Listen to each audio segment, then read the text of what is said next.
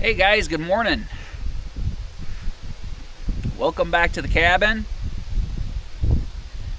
Today we're gonna get some stuff done. We have to go to town in a day or two, and we're kind of running short supply of materials, so we're just gonna kind of work with what we have for a day or two. But before we start our project of the day, I have something really important I want to do.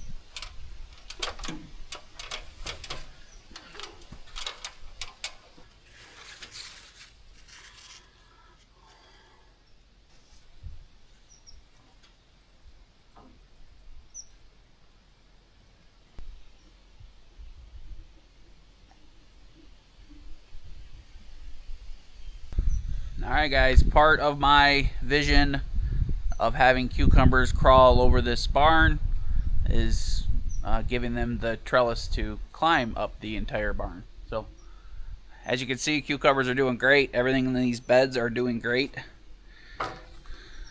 And we're excited about it. What do you think, lady? What do you think? Looks good. First check off the list for the morning, right? Yeah, I've got a list of lots to do for this one. So told them we're kicking butt. Seems to be the never-ending story. So cucumber Looks trellis, good. Looks nice. Let's see how far we can let them grow. Let's see how far they will grow. Maybe we'll just have to cover the whole front of the barn with fencing so the trellises can grow up them all every year. All right, let's get on to today's projects.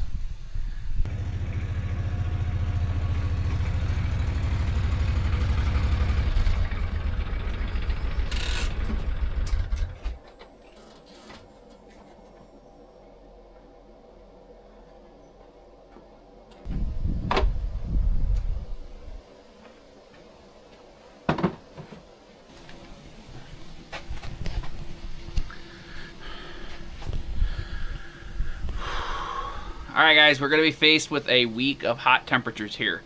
We're going to try to do some stuff over here by the mini cabin. The other day we got the Sungold system set up for the new mini cabin. And we now have power over here. So that's exciting, right? Yeah. And it's been running. It hasn't been, powering much. But it's staying full throughout the day and night. We've kept it on 24/7, and we like to start running some stuff on it, and we like to button it up. Even the tracking system's keeping it charged up even when it gets shade. And that tracker is doing exactly what it's supposed to do, which is optimize the time of day and the sunshine you do get, right? Mm-hmm. So if we had a stationary array over here by the mini cabin and it was just facing straight south, we would get about half the production because it wouldn't be pointing at the sun all morning. And then we get like an hour of peak sunshine, and then it would go behind the trees to the west. Yep. So that's where these tracking systems shine. We're getting basically a full 10-hour day's worth of production in 5 hours because it's tracking. So there you go. Proof is in the pudding that it helps and it does what it's supposed to do. This is our secondary system. This is stuff that we're playing around with and we're learning. So things don't have to be perfect. Nope. The tracker doesn't have to be in the optimal spot our system for the main cabin is in the optimal spot on this property.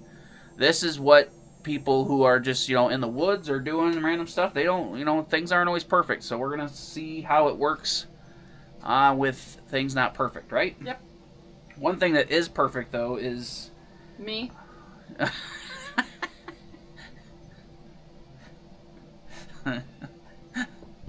Hey. Yes. All right, let's get on with the project for today.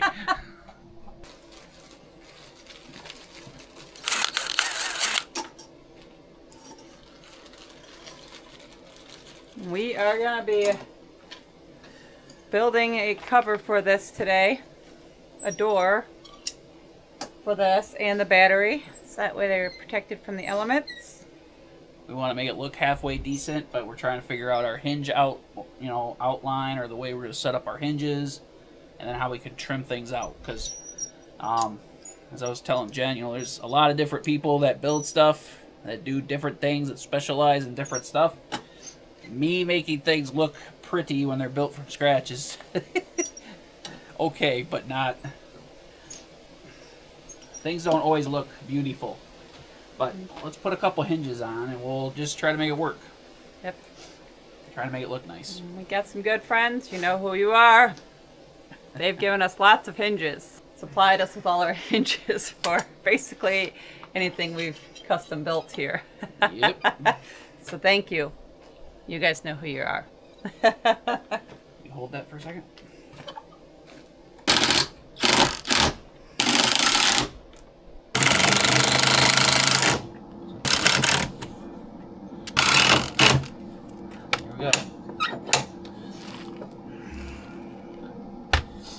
Hey guys, I'm popping on real quick to tell you about the sponsor of today's video. It's FlexiSpot, and they are going to help us upgrade this old bedroom by giving us a new bed frame. So let's get started. I'm really excited to put this together, guys. I don't need any fancy tools or help from Jay. It's got easy interlocking joints designed with Japanese joinery. The FlexiSpot bed frame is strong and stable. The recessed legs fit snugly against the wall. This FlexiSpot bed frame is a rubber wood. It's a hardwood, which means it's resistant against scratches and mold. Also, these bed frames are ready to ship. You don't have to wait. You can go online, customize what you want. I'm really happy we chose FlexiSpot to help update this room because it's good quality and it's really easy to assemble. The Velcro slots reduce noise from movement. All right, guys, it's all set up. Bed looks great. Frame was super easy to set up, and it's got lots of awesome storage underneath it. Look at that, guys. Great clearance. So if you are looking for a new bed frame, I highly recommend the FlexiSpot bed frame. It's super easy to set up, and there's lots of great customizable options. So be sure to check them all out using our link below and use our code to save even more money. You can find them both in the description box in the first pinned comment. Thank you so much, FlexiSpot, for sponsoring today's video, and let's get back to the build. All right, guys, we don't have a ton of live edge siding that we milled ourselves left. We have some scrap junk stuff out here, and we have the ones that we are saving for the back of the cabin. I don't know what our availability to poplar trees is going to be the next few, this summer, the rest of this summer. Just all the ones that we can get to from the road are gone or rotting. So we're going to use something similar to live edge siding, but we have it left over from the mini cabin that we bought. Is this Dutch lap siding. We have a ton of this left. I bought way too much. So we're going to use this up. I got a little pile of stuff over here that's smaller. Smaller stuff, that's what we're doing, just small stuff for this. So this is what we're going to use. This is really nice. This is what is inside the cabin. It's a horizontal... Look, power, wow. It's a horizontal type siding. I really, really like it. It kind of looks like a three-sided log inside cabin, like if you did a square D or a D log, where the inside, the top and bottom are milled. and you left the regular log outside. This is what we're going to put on the outside. It's really nice. It overlaps, kind of like tongue and groove, but just Dutch lap, I guess. I didn't know that's what it was called when we bought it. A lot of people call it that. Let us know. And yeah, pretty cool. We're going to use that for the outside. It's a horizontal siding. We don't, like I said, don't have a lot of live edge siding laying around. We don't want to use it up when we haven't finished the back of the mini cabin yet. So we're using scraps to build this. But we also want it to look semi-nice. So, pretty nice anyway. 9.5. 9.5. That. 23. We're going to get this done quick today, guys. No BSing around. What? No overthinking everything. And second guessing stuff.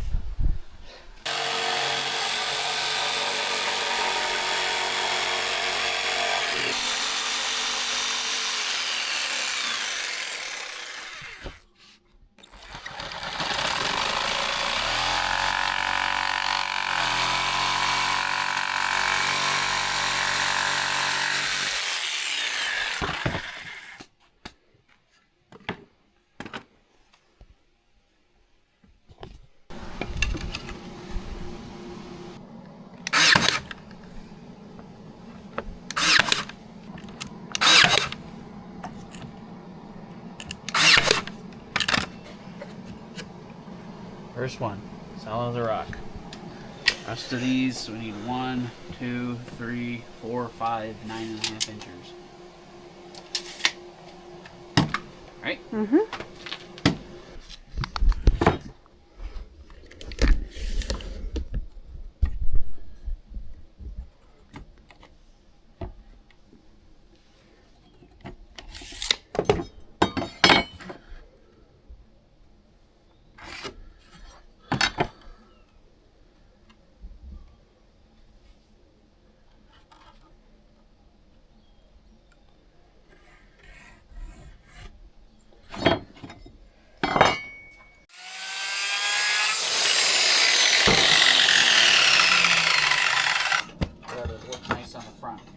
Yeah.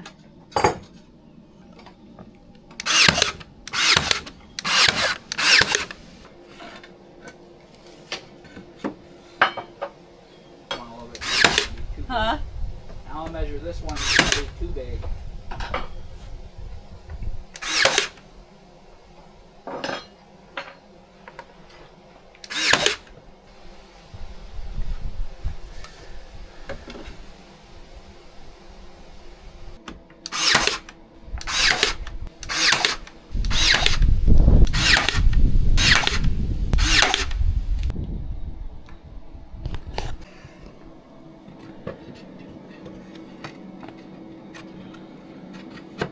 Oh, look at that.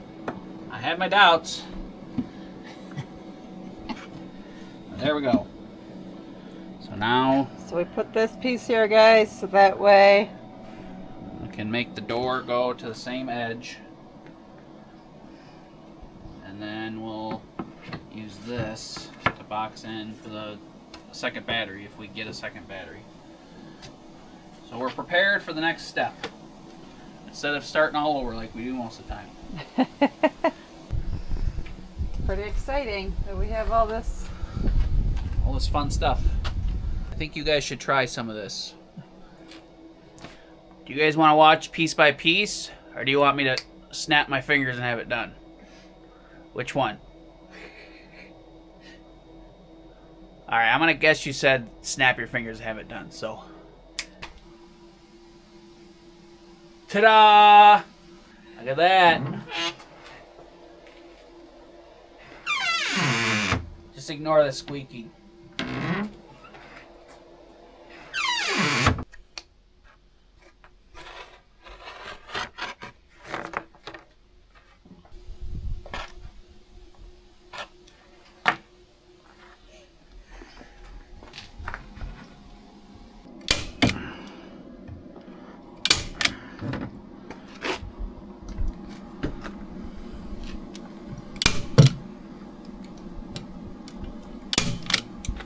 There we go, guys. Now it's ventilated for now.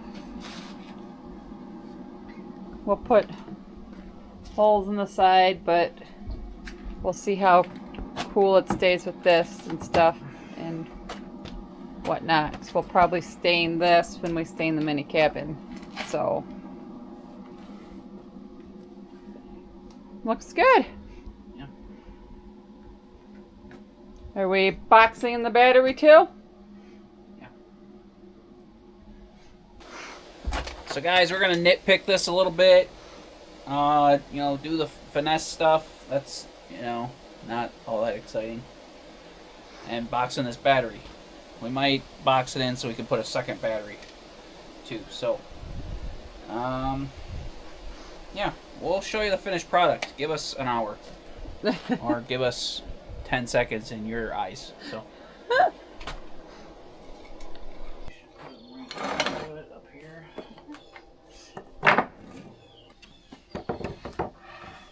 Put that up.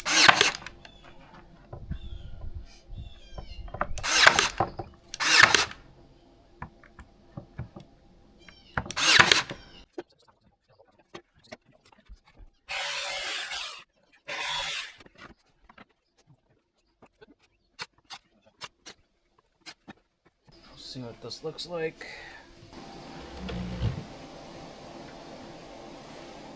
And then if we ever add on, we can just Yeah, I left boom. space for a battery. Perfect. As long as it's the same size. Like, there we go.